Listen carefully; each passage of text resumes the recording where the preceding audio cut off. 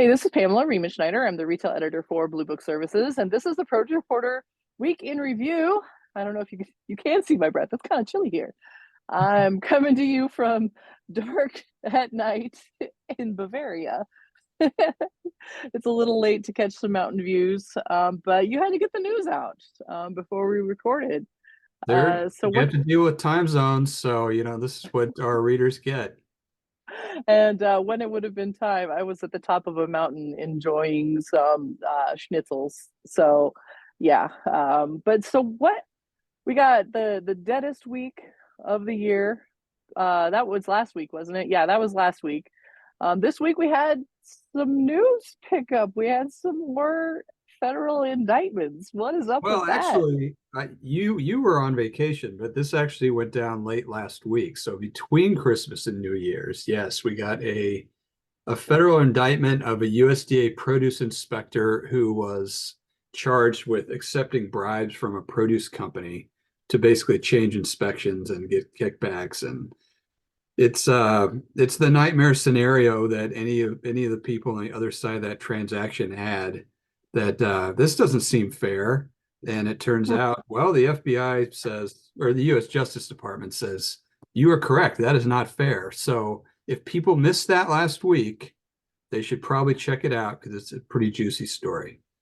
Yeah, and we'll of course link to it. Anything we talk about while we're doing the weekend review, we link to in the story from on producebluebook.com, so you can go check it out there. Um, and that follows up another indictment that we had earlier in December for Green Life Farms. Well, not really Green Life Farms, just someone who is a representative for that company. But other than that, I mean, slow news week. I've been store checking across the pond, and I just told you when we were doing a little warm up here, I'm like, oh, I hardly went to any stores. And then I realized that I went to like four in London and been to three here in Germany, and I got a couple more ahead of me in Switzerland next It week. seems like you're So, average about one store per day. Is that accurate? uh, it seems like that, but I think it's only because we have small refrigerators and we have to shop for food every day.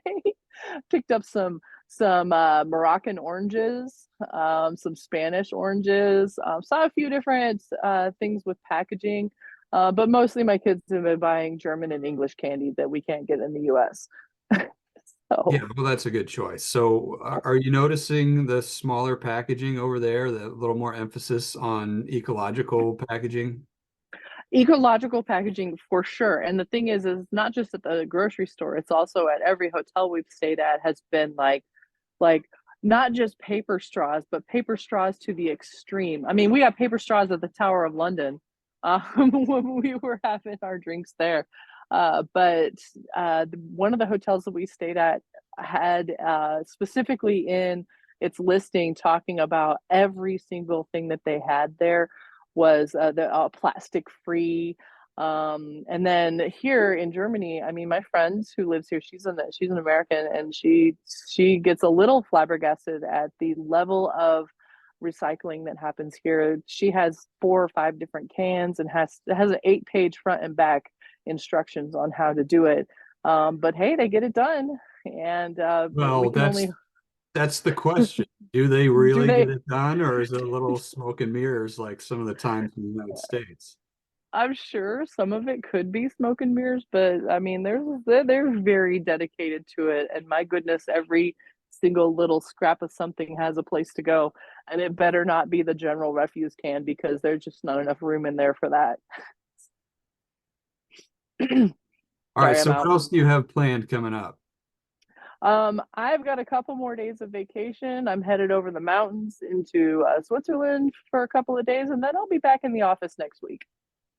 So might we see a store check video or two? I will try so hard to make sure that I remember to do that. But man, when you got one kid on one side and one kid on the other side talking about what kind of candy they want, it's really hard to try to sneak some photos in some of these stores. So I'll see what I can get. I definitely have a few to share with everyone, and I'll put those up on my TikTok when I get back. Sounds like a plan.